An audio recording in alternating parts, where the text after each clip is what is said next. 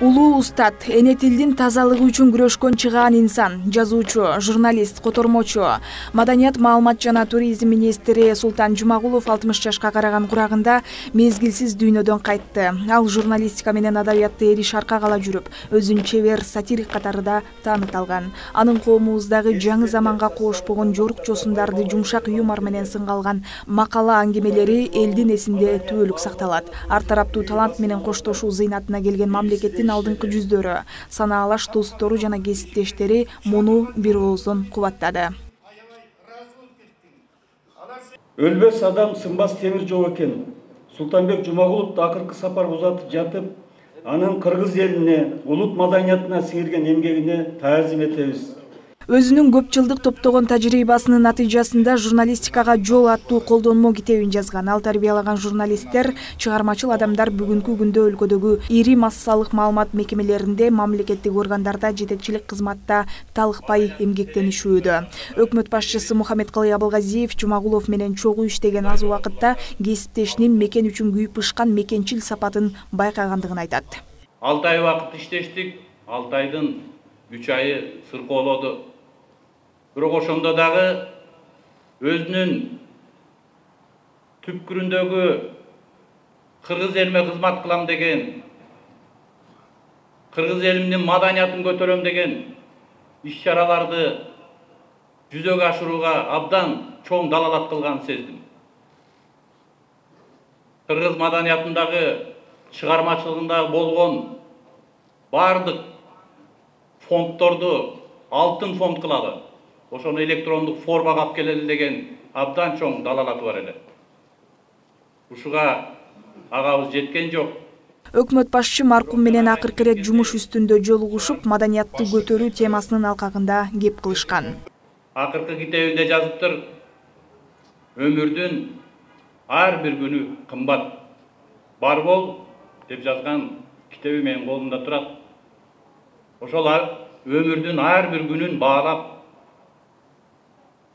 ошого баа берип, министрлик болобу, башка чыгармачылык топто, журналистикада болобу, бардык чөйрөдө өзүн жан дили менен берип иштеген адам экенин мен сездим.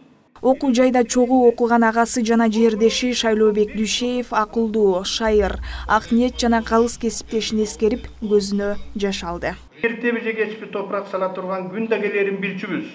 Бирок качан келерин, кандай келерин, кантип келерин, кимибизге мурда келерин билчү эмеспиз. Болгондо да министрликтин ишине жаңыдан көнүгүп, кыргыз өнөрүнө кызмат кылайын деп турганда, аябай иштегин келип турганда алып кетип жатпайбы? Болгону 5 гана мүчөл жашадың. Айтып келбеген ажал аны да толук жашаткан жок. 59 жашыңда кете бердиң. 59 деген эмне? Болгону 10-5 жолу, анан 9 жыл жашапсың. Кыргыз эл акыны жакшысы көбүрөөк экенине карабай, жаманын издеп калган заманда Жумагуловдун айкөлдүгүнө таң берип, дайыма жакшылык, жаңылыктарды издеп, аны таанып жана таба билген адамгерчилигине, кесипкөйлүгүнө токтолду. Бирок эч качан ындының өчүп, үмүтүңдү үзүп, кол шилтеп басып кеткен күнүңдү көрбөдүк. Жеткен оптимист болчусуң. Кыргызстандын өсүп турганына, кыргыздар сөзсүз жаркын келечекке, жакшылыкка жетерине укмуштай дем менен ишенчүсүң. Бизди да ишендирчүсүң. Ошко барып келген сайын тереңе батпай, сонун балдар кыздар бар экен. Трайбализм оорусунан небак кол жууган, креативдүү, заманбап жаштар менен таанышып келдим, Шаке. Буюрса баары жакшы болот деп аябай кубанчусуң. Коштошуу зыйнатына залкар журналисттин ата-энеси да келген. Жакын санаалаштарынын атынан Накен Касиев сөз сүйлөп, көп балалуу үй-бүлөдө тарбияланып, айыл жергесинде өскөндүктөн чыгармаларында жана өз ишинде бул нерселерди такай эске алгандыгын белгиледи. Көп балалуу үй-бүлөдө жакшы жерде тарбияланган. Султандын атасы мына бул жерде отурат. Султан ата бүгүн 89 жашта. Бул киши 30 жылдан ашык советтик партиялык кызматта иш өтөп, элине кызмат кылып, уулун мыкты тарбиялаган. Ошондуктан Султан айыл жеринин турмушун, айылдыктардын көйгөйүн абдан мыкты билчү.